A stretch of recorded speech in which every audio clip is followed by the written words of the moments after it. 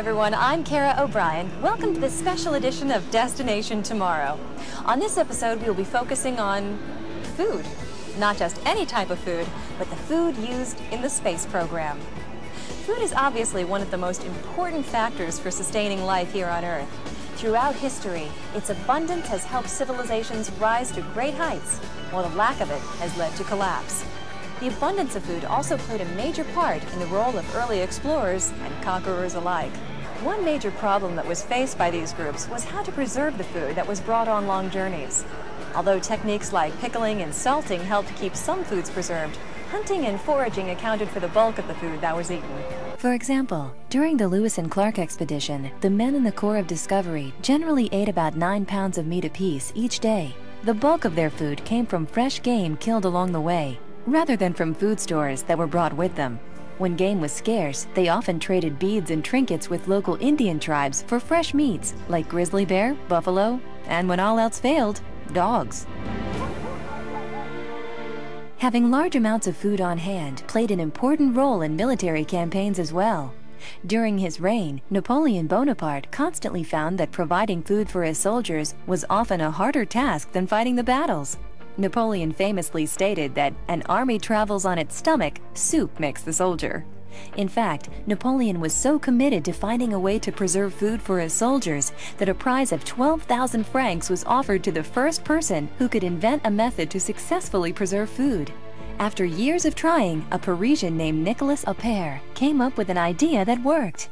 Appert successfully preserved food by partially cooking it, sealing it in glass bottles with a cork, then immersing the bottle in boiling water. This process allowed the remaining air to be expelled through the boiling process, keeping the food fresh. Appert's preservation technique proved so successful that he was awarded the 12,000 franc prize by Napoleon himself in 1810.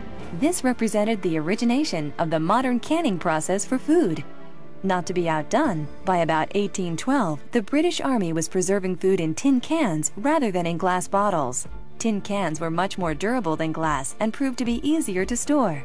By about 1818, the British Navy was storing over 40,000 pounds of food preserved in cans on board its ships, keeping crews well fed and healthy. This military use eventually trickled down into everyday civilian life, helping the general public live healthier lives as well. The preserving process became even more widespread in the late 1800s with Frenchman Louis Pasteur's work in germ theory. This theory proved that tiny living microbes caused food to spoil. In his research, Pasteur determined he could gently heat foods and liquids to a temperature that would kill the microbes without altering the taste. Then chilling the foods and liquids would prevent any remaining microbes from multiplying. This process is now known as pasteurization. Food preservation became even more interesting with the development of spaceflight. In order to undertake manned missions in microgravity, NASA scientists needed to understand the relationship between food and the astronaut in space.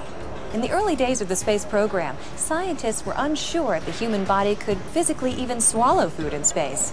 The proof they were looking for came on the third Mercury flight when John Glenn consumed applesauce from an aluminum tube. Most of the early food items packaged for space were chosen more for utility than for taste. This is because in the pressurized weightlessness of space, things like crumbs, liquids, and odors do not simply go away. They float around the spacecraft, decreasing the air quality, while also being potentially distracting. To help alleviate this problem, most food was stored in aluminum tubes that look very similar to toothpaste tubes. There were also packages of small bite-sized cubes of food that were approximately ½ an inch in size. These cubes consisted of a high-calorie mixture of proteins such as fruits and nuts, coated with an edible film to prevent crumbs.